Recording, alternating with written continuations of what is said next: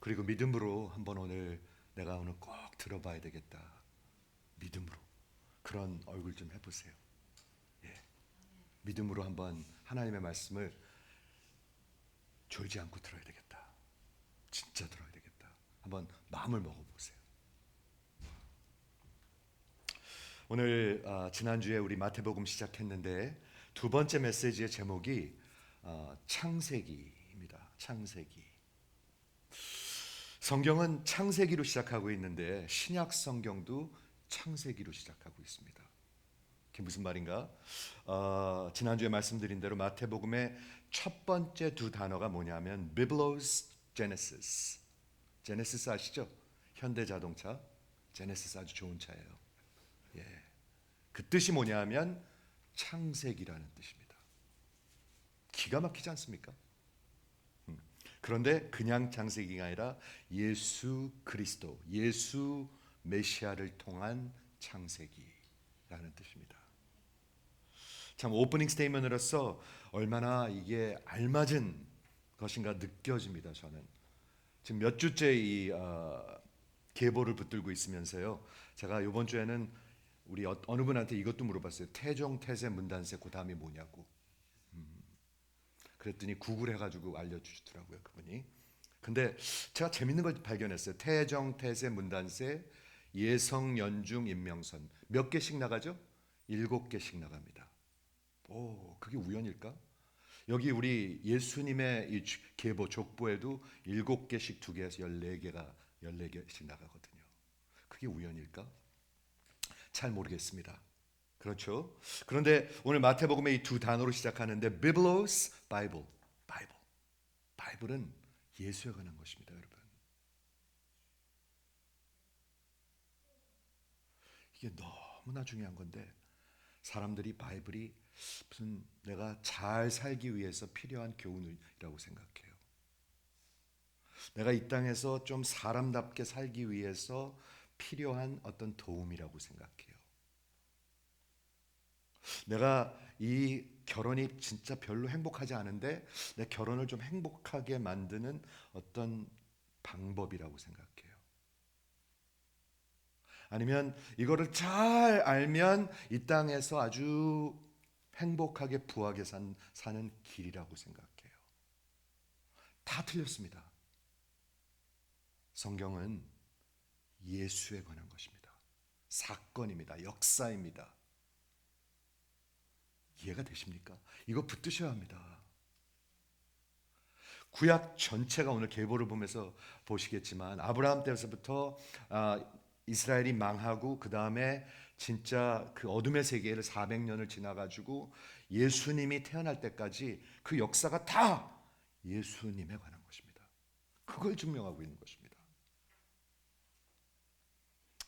신약 성경은 다 사도들이 예수를 만난 사도들이 예수를 증거하고 있는 것입니다. 예수를 예언하고 예수를 증거하고 다 예수에 관한 것입니다. 그렇다면 여러분의 인생은 뭐에 관한 것일까요? 여러분이 좀 생각하셔야 합니다. 내 인생은 도대체 뭐에 관한 걸까요? 나는 왜 미국에 이민을 몇십 년 전에 와서 이렇게 열심히 살아야 되는 걸까요? 우리 아이들은 괜찮은 학교를 나왔는데 예수는 없어요. 그거 어떻게 될까요, 이게? 여러분, 생각을 하셔야 합니다. 신약 성경이 창세기, 새로운 창세기, Book of Genesis로 시작하는 것을 주목하셔야 할 것입니다. 여러분, 우리가 오늘 새로운 챕터를 시작하는데 그냥 대충 학기를 시작하는 사람들은 다 드롭하게 됩니다. 절대로 드롭하지 마십시오.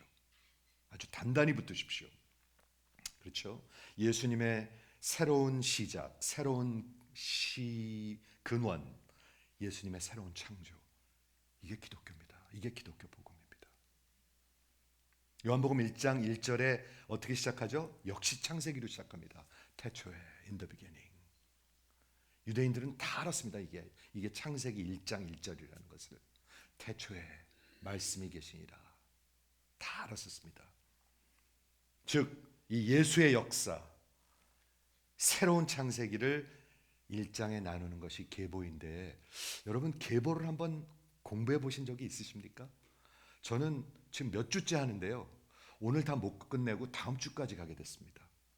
아무리 하려고 그래도 노트가 너무 길어가지고 안 될 것 같아요. 그래가지고 다음 주까지 계보를 할 것입니다. 아유 지겹게 보통 성경 읽을 때 이거 왜 읽어? 그냥 넘어가잖아요, 그렇죠? 그냥 넘어가잖아요. 근데 거기에 기가 막힌 메시지가 있단 말이에요. 그런데 우리가 공부를 하지 않으면 알 수가 없어요, 그거를요. 그러니까 은혜가 없는 것은 무지에서부터 옵니다. 제가 한번 여러분들한테 여쭤볼게요. 예수님의 계보가 마태복음에도 나오고 누가복음에도 나옵니다. 그거 아셨죠? 누가복음에 나오는데 두 개가 다릅니다. 여러분을 바도하신 적이 있으십니까? 그게 생각이 없으면 뭐 그런 거겠지. 참 안타까운 일인 것 같아요. 이게 왜 다를까? 그런데 저는 그 질문을 하려고 그러는 것이 아니라 한 스텝 더 나가서 질문하기 원합니다. 만약 이게 다르다면 성경이 그렇게 어수룩하게 쓰여진 책인가? 저는 그걸 질문하고 싶습니다. 여러분 그것에 관심이 있는지 모르겠는데 성경이 그렇게 어수룩한 책인가? 하나님이 그렇게 어수룩하게 이 역사를 여러분의 인생을 이끌어가고 계신가? 아이 그래 저 친구 또 실수했네 할 수 없지 거기에 맞춰야지 하나님이 이렇게 이끌어가고 계십니까? 하나님의 그거를 섭리라고 하는데 하나님이 이끌어가시고 역사하시는 것을 섭리라고 하는데 하나님이 그렇게 어수룩한 분입니까? 저 좀 보세요. 하나님이 그렇게 여러분 생각하는 대로 어수룩하십니까? 성경이 그렇게 대충 쓰여진 책입니까? 우리 복음주의자 우리 성도들은 이 성경이 inerrant 아무 실수가 없다는 것을 믿습니다. 그게 무너지면 여러분 다 무너집니다. 성경이 무너지면은요 다 무너집니다. 뭐 나는 이렇게 생각한다. 나는 이렇게 생각한다. 나는 이 종교도 맞다고 생각한다. 나는 이 종교도 맞다고 생각한다. 다 같은 종교다. 성경이 무너지면 다 무너집니다. 여러분 성경이 여러분 인생에 무너지면 다 무너집니다. 신앙 없습니다. 그런데 복음주의적 신앙인들에게 가장 파운데이션이 뭐냐면 성경에는 실수가 없다는 것입니다. 그렇다면 마태복음의 계보와 누가복음의 계보가 왜 다를까요? 여러분 질문하셔야죠. 그러면요. 오늘 좀 설명해 드리려고 하는데 제가 이걸 공부하면서 너무나 큰 은혜를 받았습니다. 잘 들어보시기 바랍니다. 잘 집중해서 한번 들어보시기 바랍니다. 복음서는 그러므로 어떤 도덕이나 윤리적 가르침이나 내가 그냥 결혼 생활하는데 도움이 되거나 내가 지금 부인이랑 맨날 싸우는데 우리 애가 너무 말을 안 듣는데 내가 이민 와서 참 사는 게 힘든데 그래서 여러분을 위로하는 책이 아닙니다. 그런 것이 아닙니다.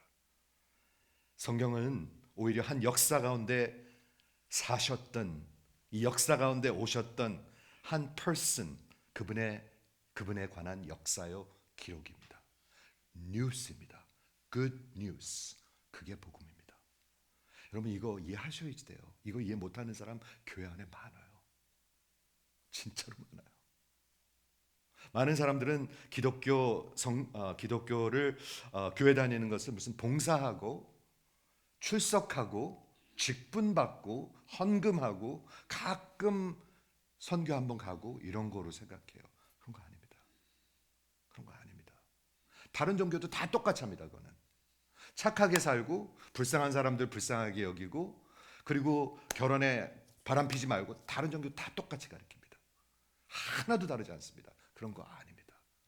기독교는 한 역사 가운데 오셨던 그 한 퍼슨의 기록과 역사인데 그게 예수라는 분의 역사라는 것입니다. 그분이 와서 무슨 말을 하셨는가? 무슨 일을 하셨는가? 어떻게 죽으셨는가? 그 다음에는 무슨 일이 있었는가? 이게 기독교 복음이라는 것이죠. 마태복음의 그 계보를 한번 오늘 보도록 하겠는데 제가 먼저 좀 설명을 할게요. 아브라함과 다윗의 자손 예수 그리스도의 genealogy 계보 족보라. 왜 계보가 중요한가요? 여러분 족보 있으십니까? 집사님 족보 있어요? 족보 있는 집안이에요? 몰랐네. 왜 족보가 중요하냐면요. 특히 이 고대 사람들, ancient people한테는 내가 어느 집안에서 내려와서 내가 누구인지를 가르쳐 주는 게 계보예요. 나는 이런 사람이구나. 나는 누구구나. 이걸 가르쳐 주는 게 계보예요. 특히 이 유대인들에게는 이게 무지하게 중요했었어요. 왜냐하면 유대인들이 여러분 구약 성경에 보면 이 계보가 genealogy가 약 30개가 나옵니다. 그거 아셨습니까? 그거 그냥 넘어가시죠 읽을 때. 아, 지겹게 이거 왕들 이름 쫙 나오고 그러면. 근데 쭉 30개가 나옵니다. 왜 그럴까요? 유대인들은 그걸 굉장히 중요하게 생각했습니다. 왜냐하면 내가 참 유대인인 것을 증명하여야 내가 성전에 가서 예배를 드릴 수가 있었습니다. 이해가 되시죠? 굉장히 중요한 겁니다. 이거 그러니까. 또한 땅을 나누고 이제 그 가나안을 정복한 다음에 다 지파들 12지파대로 나눠 가지고 땅을 나눠 줬잖아요. 레위 지파만 빼놓고 레위 지파는 제사장이니까. 그러므로 내가 어느 지파에 속해 있는지가 굉장히 중요했었습니다. 자신의 참 유대인인 것을 증명하는 것도 중요했고 내가 누구인지를 아는 게 중요했습니다. 여러분은 누구인지 아십니까?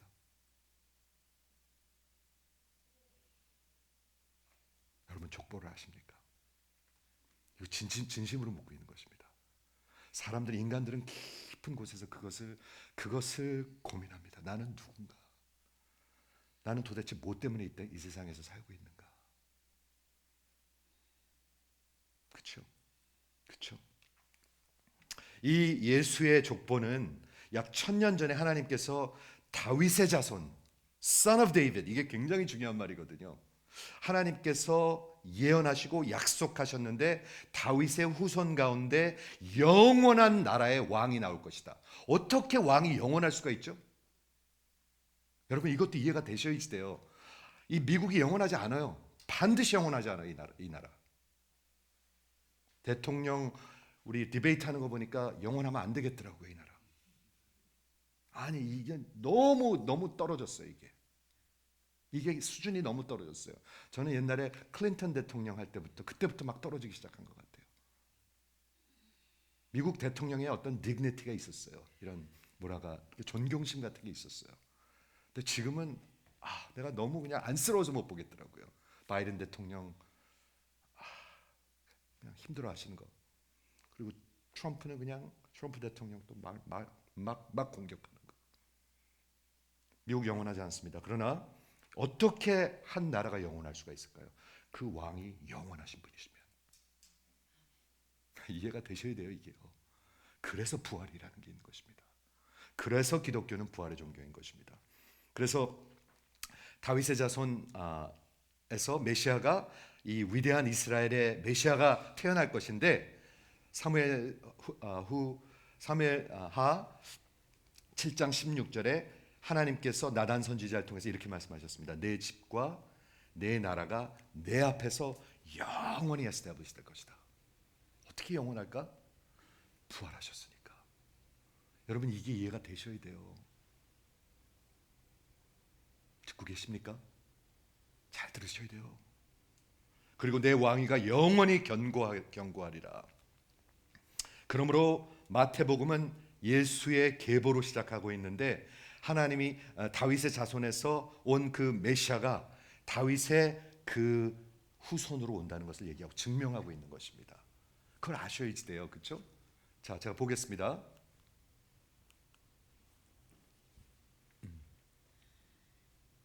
이것 좀 넘어가게 해주세요. 세 등분으로 나눠 있어요. 어렵지 않아요. 한번 들어보세요. 이거 분명히 얘기하잖아요. 그렇죠? 아브라함에서부터 다윗까지. 다윗 왕에서부터 그 나라가 망할 때까지. 나라가 망한 때부터 예수가 올 때까지. 이 세 등분이에요. 다시 한번 할게요. 아브라함에서부터 다윗까지. 그다음에 다윗 왕서부터 마지막 나라가 망할 때까지. 여고니아 왕까지. 중요한 이름입니다. 그다음에 그 바벨론으로 끌려와서 나라가 망해 가지고 끌려와서 예수님이 올 때까지. 이 세 등분으로 나눠 있어요. 이거 알고 읽으면 구약 성경이 도움이 되겠죠. 도움 됩니다. 그냥 모르면 뭐가 뭔지 모르고 막 그냥 읽는 거잖아요. 근데 굉장히 간단하거든요. 들어보세요. 아브라함이 이삭을 낳고 이삭은 야곱을 낳고 야곱은 유다와 그 형제들을 낳고 12지파를 낳죠. 유다는 다말이라는 며느리한테서 베레스와 세레를 낳고 며느리한테서 애를 낳습니다. 쌍둥이를 낳습니다. 베레스는 헤브론을 낳고 헤브론은 람을 낳고 람은 아비나답을 낳고 아비나답은 나손을 낳고 나손은 살몬을 낳고 살몬은 기생 라합에게서 보아스를 낳고 보아스는 암모나이트 그렇죠? 암모나이트 누렉에서 오벳을 낳고 오벳은 이새를 낳고 이새는 다윗 왕을 낳느니라. 다윗은 우리아의 아내에게서 간음해가지고 솔로몬을 낳고 이렇게 적혀 있습니다. 벌써 재밌지 않습니까? 굉장히 재밌습니다. 여기 지금. 그리고 다 아는 이름들입니다. 아니 다는 아니지만 많이 아는 이름들입니다. 이게 첫 번째 섹션이고요. 두 번째 그 이새는 다윗 왕을 낳고 다윗은 우리아의 아내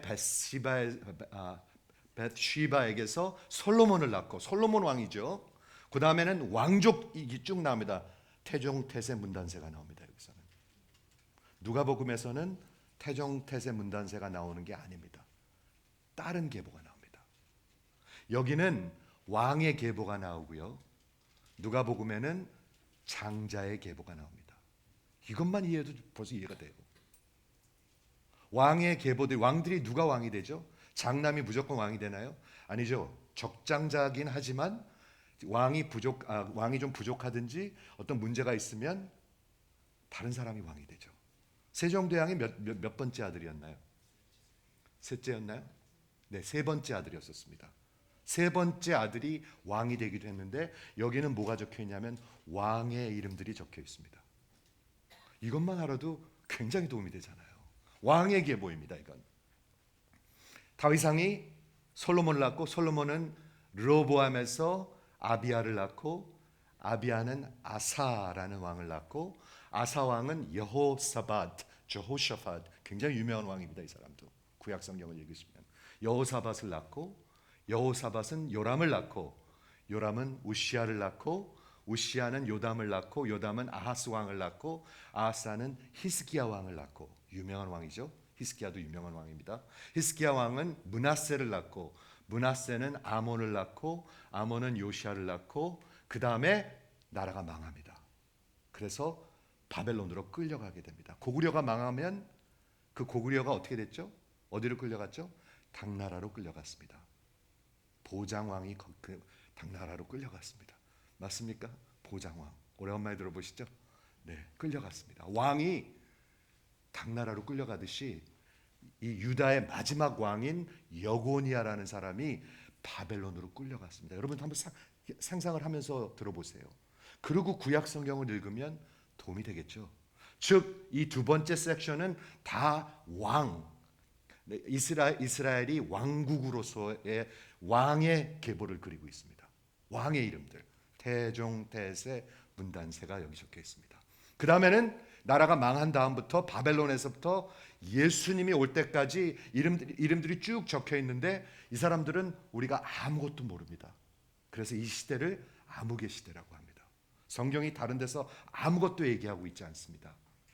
바벨론으로 포로로 끌려간 후에 여고니아는 스알디엘을 낳고 스알디엘은 스룹바벨을 낳고 스룹바벨은 아비웃을 낳고 아비웃은 한국 사람 같아요. 엘리야김을 낳고 네, 엘리야김은 아소르를 낳고 아소르는 사독을 낳고 사독은 아킴을 낳고 아킴은 엘리웃을 낳고 엘리웃은 엘리아사를 낳고 엘리아사는 mat단을 낳고 mat단은 야곱을 낳고 즉 요셉의 아버지가 야곱입니다. 이거 기억하세요. 어렵지 않아요. 꼭 기억하시면 도움이 돼요. 야곱이 마리아의 남편 요셉을 낳았으니 마리아에게서 그리스도라 하는 예수가 나시니라. 여기에 기가 막힌 메시지가 있는 것입니다. 이게 누구의 족보예요? 누구의 계보예요? 예수님의 계보인데 예수님이 요셉에서 난 것이 아니라 마리아에게서 났다는 것입니다. 그런데 예수님이 요셉의 계보에 오를 수 있었던 것은 어떻게 오를 수가 있었죠? 좀 에너지를 주세요. 저 혼자 예, 네, 결혼해서 입양됐기 때문에 기가 막힙니다. 예수님이 법적으로 입양됨을 통해서 다윗의 자승 왕의 계보에 오르게 됩니다. 와, 하나님의 놀라우신 섭리입니다. 이건 그걸 보셔야 합니다. 그런즉 모든 대수가 아브라함부터 다윗까지 14세대요. 다윗부터 나라가 망할 때까지 14세대요. 바벨론에서 그리고 예수님이 오실 때까지 14세대더라. 이렇게 적혀 있는 것입니다. 아까 말씀드린 대로 왜 족보가 중요하냐면 그 족보는 계보는 내가 누구인지를 얘기해 줍니다. 예수님이 도대체 누구인지. 예수님이 그냥 하늘에서 뚝 떨어지신 분인지. 성경은 분명히 다윗의 자손을 통해서 그 왕의 계보에서 예수님 왕이 나오실 것이라고 얘기했는데 진짜 그렇게 하나님이 하셨는지 진짜 그렇게 하신 거예요. 이게 다 써 있는 거예요 지금요. 그래서 여호사밧 얘기가 나오는 거예요. 그래서 우리아의 아내 벳시바 얘기가 나오는 거예요. 그래서 다말 얘기가 나오는 거예요. 그런 더러운 얘기들이 나오는 거예요. 흥미가 오십니까? 여러분 성경 재밌습니다. 성경 재밌으십니까 여러분? 제가 한번 여쭤볼게요. 성경이 재밌는 분 한번 아멘 해보세요. 여러분 성경이 정말 사랑스러워지고 재밌어지는 게 신앙이 깊어가는 것입니다. 저는 이거 진심으로 말씀드리고 싶습니다. 성경을 통하지 않고는 예수가 누군지도 모릅니다. 하나님이 뭐 하는지 전혀 모릅니다. 그러면 뭐 할까요? 교회만 옵니다. 그냥 교회만. 충분히 그럴 수 있습니다. 저도 그런 시기가 있었습니다. 토요일날 뒷다 놀고요. 뒷다 놀고 주일날 왔는데 찬양을 부르는데 찬양을 부를 수가 없어요. 나 그 기억이 나요. 아무리 입을 열라고 그래도 안 돼요. 나 아는 찬양인데 도저히 입이 안 열려요. 안 열려요. 그런 시기가 있었어요. 근데 그때 제가 느낀 게 뭐냐면 야, 나 진짜 안심하다 라고 느꼈었어요. 어떻게 이렇게 다 찬양하고 찬송하는데 나 이 찬송 아는데 입이 안 열릴까? 나 진짜 내가 참 안심하다 라고 느낀 적이 지금도 기억이 있어요. 플러싱에 있는 어느 교회에 있었어요. 이해가 되십니까? 그러므로 이 예수님의 마태복음의 계보는 왕의 계보, 로열 라인인데요. 로열 그걸 얘기하는데 다윗의 자손으로서 왕족이었고 그리고 아브라함의 자손으로서 이스라엘의 민족적 그런 자손이었습니다. 이걸 증거하고 있는 것입니다. 그러므로 예수님은 메시아가 갖추어야 할 구약 성경에서 말하는 모든 것을 다 성취하신 분이십니다. 그 누구도 이런 사람이 없습니다. 이거 중요한 거 설명하고 있어요, 여러분. 그 누구도 메시아가 될 수 없습니다. 빌라도가 예수님께 물었죠. 요한복음 18장에서 내가 유대인의 왕이냐? 내가 유대인의 왕이냐? 그때 예수님이 이렇게 대답하셨습니다. 나의 나라는 이 세상에 있는 것이 아니고 만일 내 나라가 이 세상에 속한 것이었으면 내 종들이 싸워서 유대인들에게 나를 넘겨주지 아니하였으리라. 이제 내 나라는 이 나라에 이 세상에 속한 것이 아니고 아니라고 얘기하니까 그러면 다시 한번 묻습니다. 빌라도가 내가 왕이 맞냐? 그러니까 내가 말한 것처럼 나는 왕이다. 왕은 왕인데 잘 들으세요. 그 나라는 이 땅에 있지 않습니다. 여러분 예수 믿으면 그렇게 됩니다. 예수 믿으면 그렇게 되는 것입니다. 백성은 백성인데 여러분의 나라는 여기 있지 않습니다.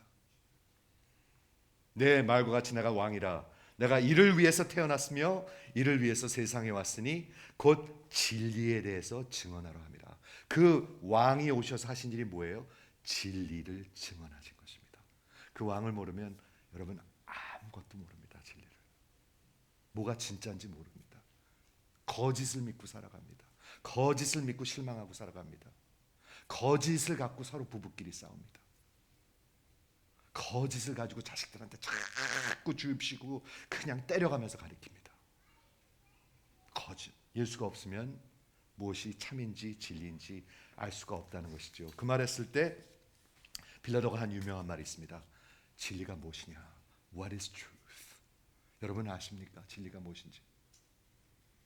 진짜 중요한 질문입니다, 여러분. 그냥 교회 오면 되는 거 아니에요.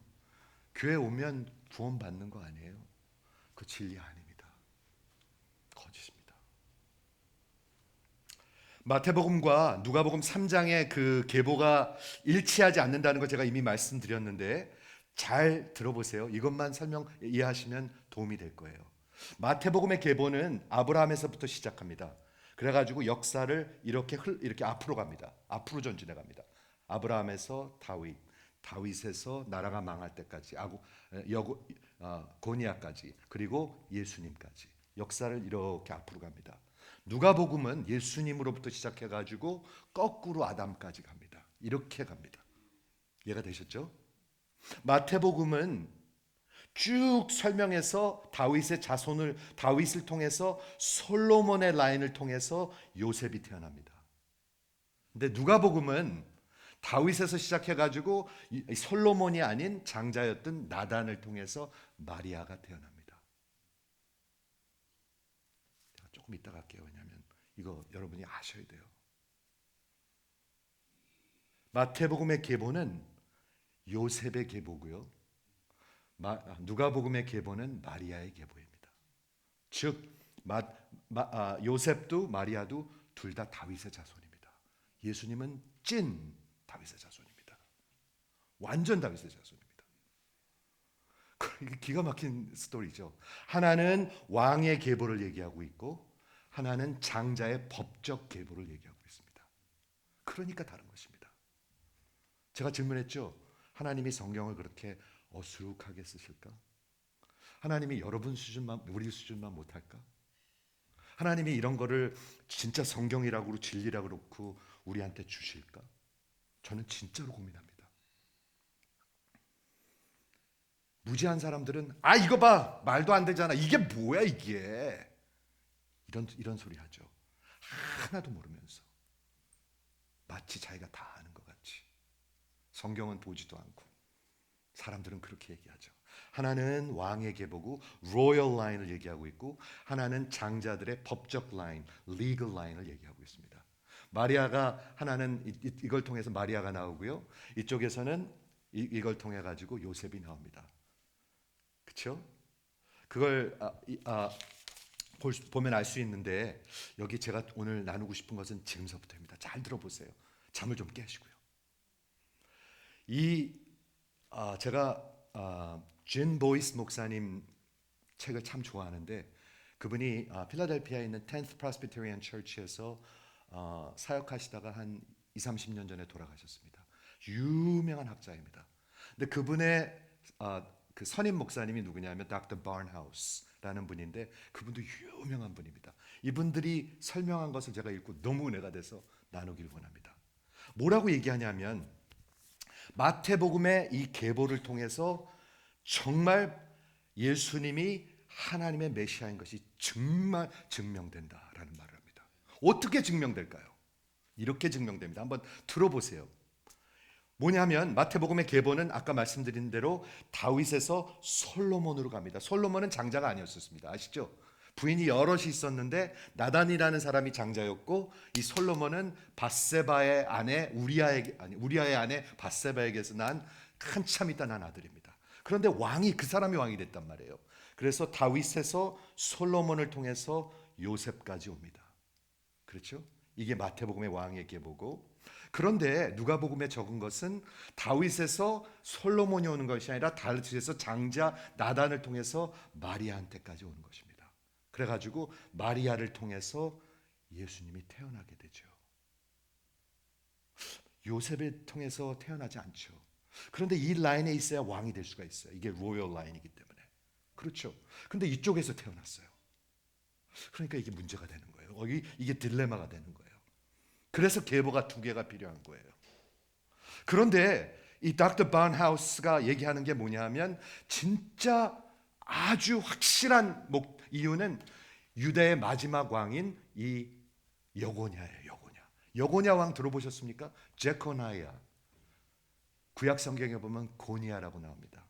아주 악한 왕이었습니다. 고구려로 따지면 고구려 보장왕은 마카나온 생길 모르겠어요. 보장왕 같은 사람입니다. 그래갖고 끌려가 이렇게 바벨론으로. 근데 여고니아는 악한 왕이었었습니다. 그래가지고 바벨론으로 끌려갑니다. 포로로 끌려갑니다. 그런데 여기서 뭐를 볼 수가 있냐면 예레미야서 22장 30절에 중요한 예언이 적혀 있습니다. 이 여고냐 왕이 너무나 악해서 하나님께서 저를 심판하십니다. 그리고 저주하십니다. 뭐라고 저주하시냐면 이렇게 저주하십니다. 너희는 이 사람이 자식이 없겠고 그의 평생 동안 형통하지 못할 자라. 기록하라. 이는 그의 자손 중에서 형통하여 다윗의 왕위에 앉아 우리를 다스릴 사람이 다시는 없을 것이라. 즉 이 고니아의 후손은 절대로 왕이 될 수 없다는 거예요. 하나님이 그렇게 심판하셨어요. 저주하셨어요. 즉 이 왕의 마태복음의 계보에는 저주가 흐르고 있어요. 하나님의 심판이 흐르고 있어요. 그 후손을 통해서는 절대로 왕이 나올 수가 없어요. 즉 예수님이 요셉의 아들이었었으면 절대로 메시아가 될 수가 없어요. 이해가 되십니까? 절대로 안 돼요. 왜냐하면 하나님의 말씀이기 때문에. 저주가 흐르고 있고 심판이 흐르고 있고 하나님이 절대로 거기서는 왕이 메시아가 나올 수 없다라고 말씀하신 거예요. 그런데 예수님이 그 족보에 오르셨잖아요. 어떻게 오르셨죠? 입양됨으로 말미암아. 저는 이게 복음인 것 같아요.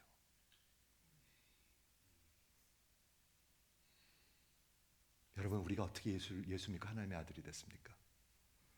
입양된 겁니다. 입양. 기가 막혀요. 그런데 예수님이 이 누가복음의 족보에 보면은 그 장자들의 그 계보가 쭉 나오는데 다윗이 솔로몬이 아닌 나단을 통해 가지고 야곱이 아닌 헬리라는 사람을 통해서 마리아가 태어납니다. 근데 마리아가 아기를 갖게 됩니다. 아버지를 모르는 아비. 그렇죠? 어떻게 그렇게 되죠? 처녀가 잉태하여 아기를 낳았는데 성령으로 잉태하게 됩니다. 그러므로 저주가 흐르지 않는 라인입니다. 그런데 문제는 뭐냐면 이 마리아가 난 예수가 이 왕족 계보에 올라갈 수가 없는 것입니다. 근데 어떻게 올라가게 하셨죠? 하나님이 정원에서 결혼하게 함으로. 그래서 요셉이 예수님을 법적 자식으로 입양함으로 말미암아 이 왕의 계보에 오르게 된다는 것입니다.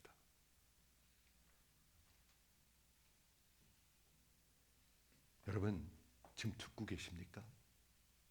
이 하나님의 놀라운 섭리를 듣고 계십니까? 저는 이거 처음에 읽었을 때 소름이 쫙 끼치더라고요. 아이 이거 이런 족보들을 놔가지고 귀찮게 이렇게 만들지. 우린 그렇게밖에 안 읽는데 그 정도 수준인데 우리는. 하나님은 세심하게 모든 것을 완벽하게 당신이 말씀하신 것을 어수룩하게 이루시는 분이 아니라 완벽하게 이루시는 분이십니다.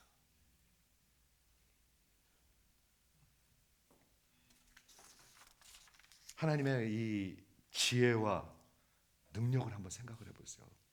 하나님은 이걸 이미 수백 년 전에 아니 만세 전에 다 계산하고 계셨습니다.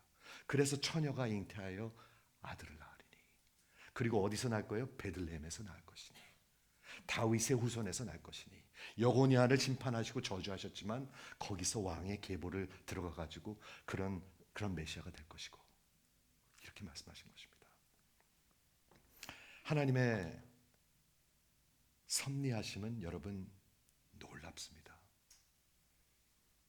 여러분이 혹시 인생 이해하지 못하는 일들이 있는지 모르겠어요. 나는 도대체 왜 이 사람이랑 결혼했지?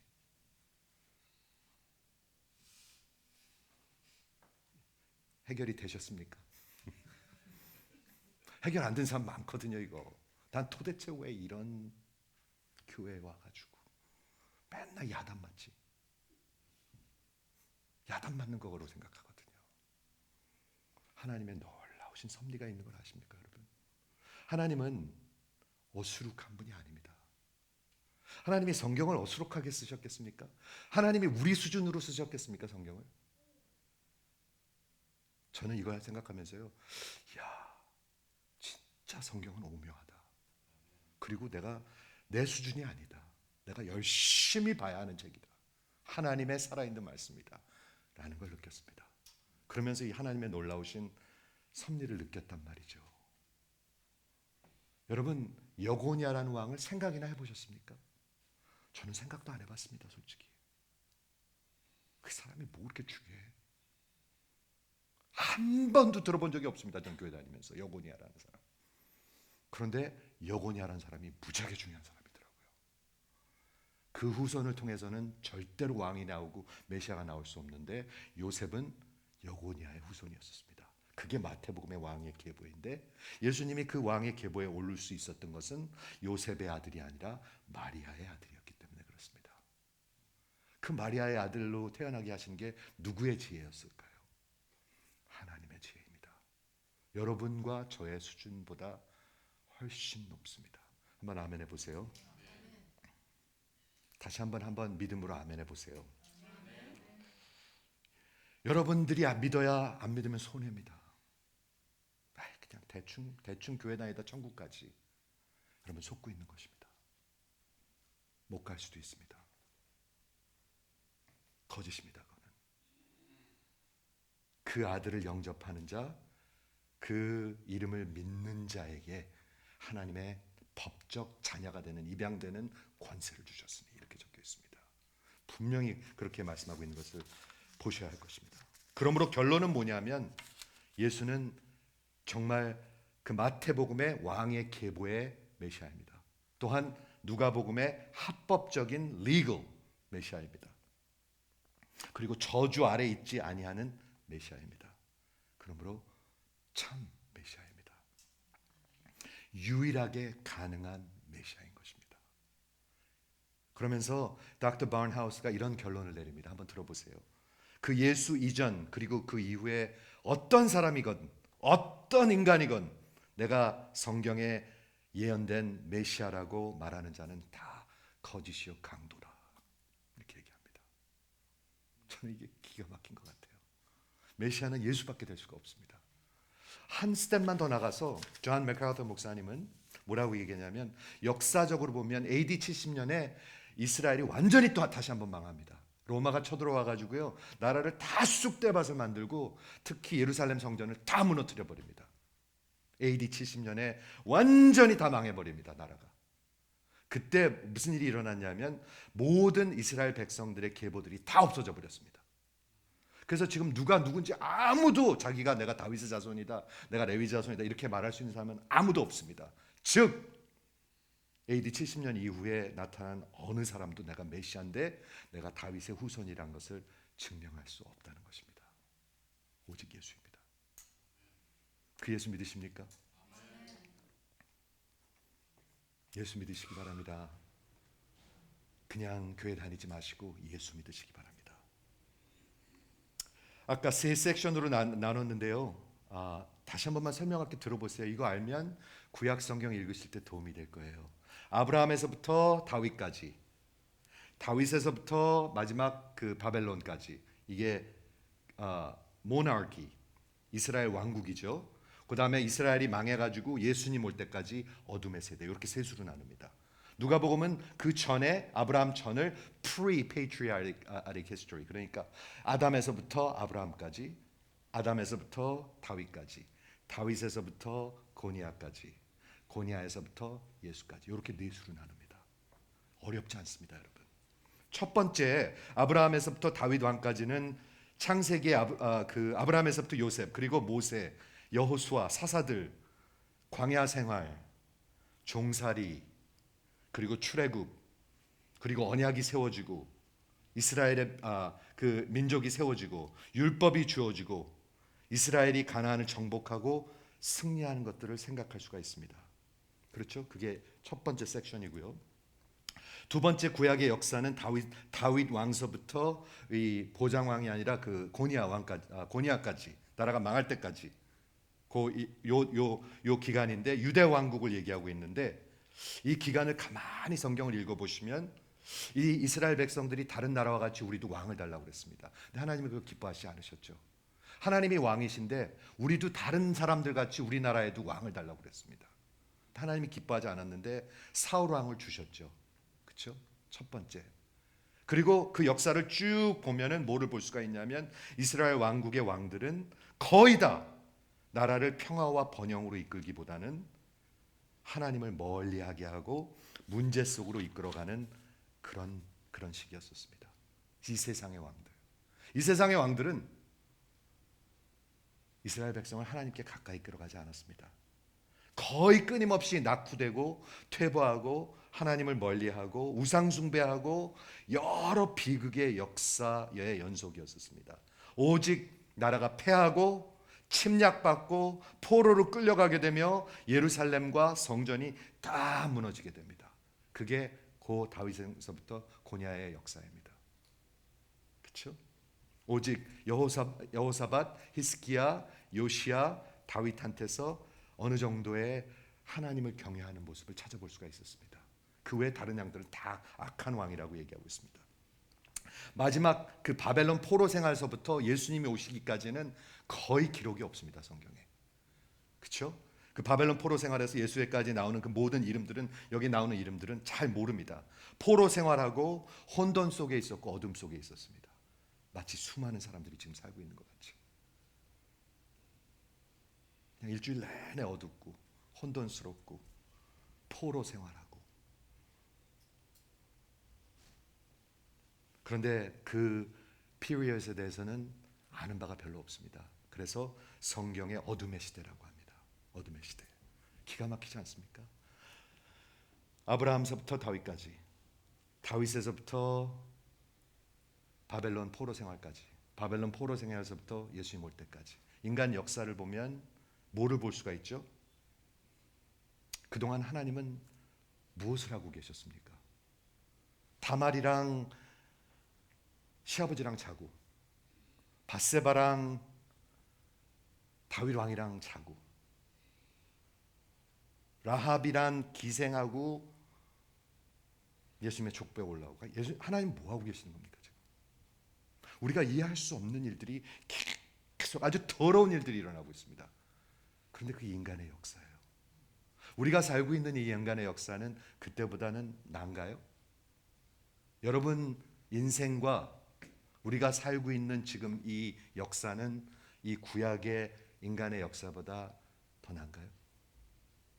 여러분도 더 나은 인생을 살고 계신가요? 하나님은 무엇을 하고 계신 것입니까? 하나님은 처음서부터 끝까지 당신의 거대한 계획을 이루어가고 계셨습니다. 그런데 이 더럽고 추하고 그 인간의 연약함과 인간의 그 죄악들과 그 인간의 그 열정과 영웅들과 실패와 수치와 어둠의 연속이었는데 그것을 다 넘어서 아니 그것을 간과하여서 그것을 다 지나서 사용하여서 구원의 역사를 이뤄가고 계십니다. 가슴에 저는 충격이 와야 된다고 생각해요. 그런 게 아니라고 생각해요. 가슴에 충격이 좀 와야 된다고 생각해요. 그거를 마태복음 계보에서 볼 수 있다는 것입니다. 이스라엘의 이야기는 건국서부터 멸망까지 다 어둠의 시대입니다. 여러분. 사사기도 다 어둠의 시대입니다.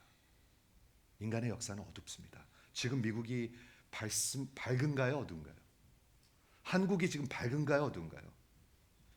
아기를 안 낳아가지고 몇십 년만 있으면 나라가 없어진다는 말을 듣기는 계속 듣고 있어요. 지금 애들 열심히 낳고 있나요? 지금?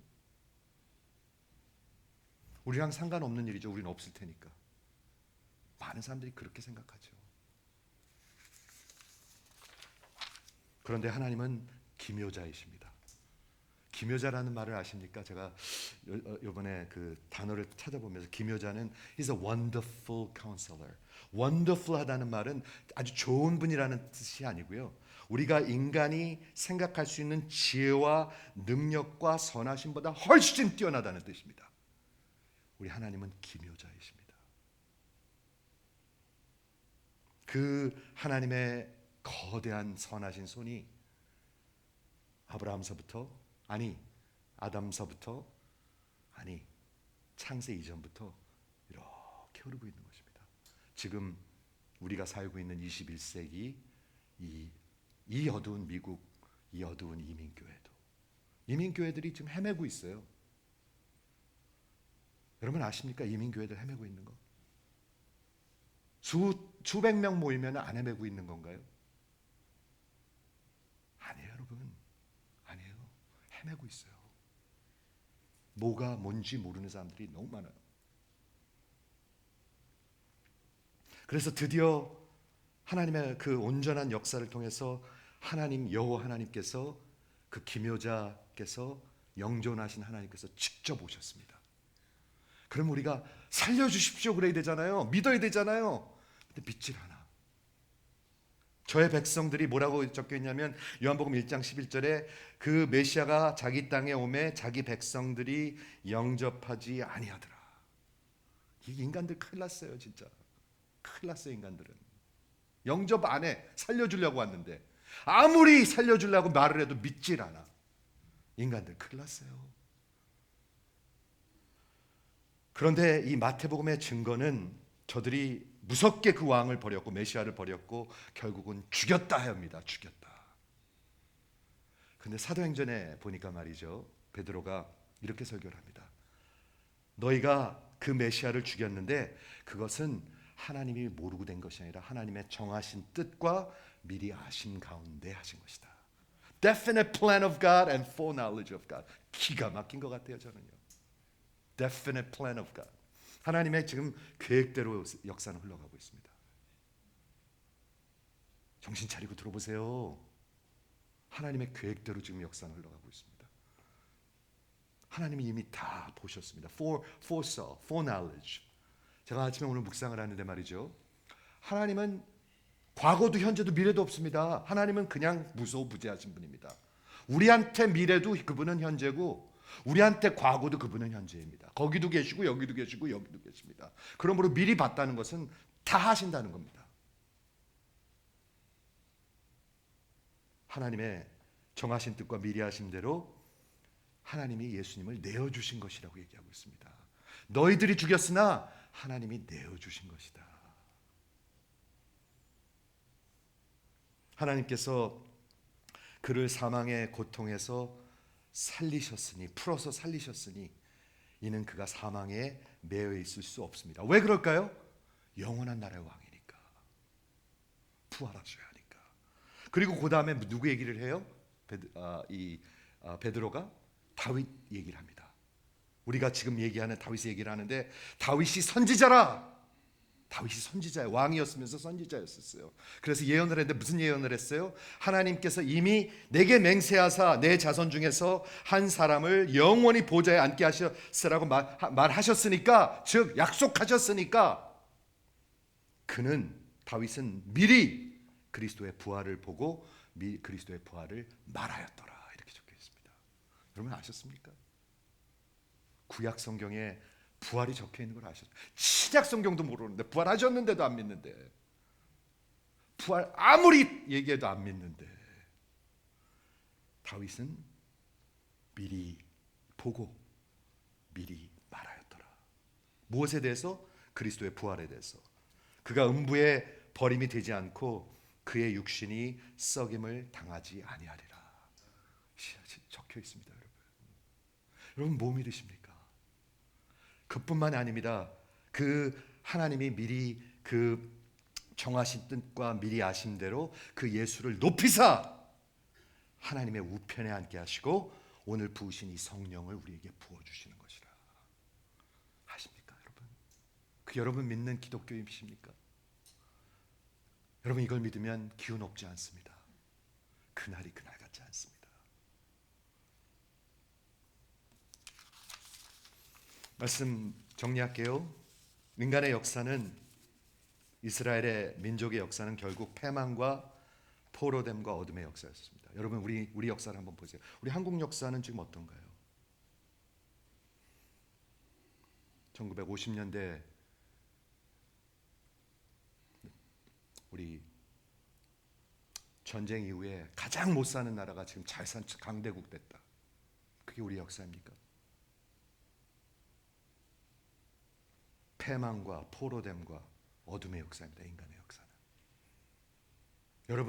여러분 보십니까? 눈을 떠서 보십니까? 미국 대통령들끼리 얘기하는 그 모습을 보십니까? 저는 너무 미안하더라고요. 저걸 아이들도 보고 있고 세상이 다 보고 있을 텐데. 그런데 이 메시아가 직접 오셔서 그의 나라를 선포하십니다. 여러분에게. 회개하라, 하나님의 나라가 가까이 왔다. 내게로 오라. 선포하십니다. 그런데 이스라엘 백성들은, 저의 백성들은 그를 무시하고 그를 버리고 죽여버립니다. 여러분은 어떻게 하고 계십니까? 신약 성경의 서두에 이렇게 적혀 있죠. 예수 그리스도의 새로운 창세기. 하나님의 예수의 역사는 지금도 흘러가고 있습니다, 여러분. 여러분이 회개하고 돌아오지 아니하면 여러분들은 세상과 함께 멸망할 것입니다. 여러분을 살리기 위해서 이 땅에 오셨는데 그를 버리고 죽이고 멀리 가버리면 여러분 세상과 함께 멸망하실 것입니다. 하나님의 이 그리스도의 새로운 창세기는 지금도 계속되고 있습니다, 여러분. 저는 너무나 확신이 드는 거예요, 이게요. 수천 명이 모이면 그 교회는 막 다 그렇게 믿고 있는 건가요? 여러분 잘 생각하십시오. 그 교회는 번영하고 있는 건가요? 뭔가 제대로 하고 있는 건가요? 잘 생각하십시오. 뭐를 믿고 모이는 건지 잘 생각하십시오. 하나님의 큰 손은 여러분의 모든 죄악과 어두움과 패망과 절망과 죄악을 넘어서 간과하여서 하나님의 뜻은 하나님의 손을 움직이고 있는 것입니다. 그 하나님을 붙드시는, 그 하나님의 나라에 속하시는 여러분들 되시기를 주의 이름으로 축원합니다. 기도하겠습니다.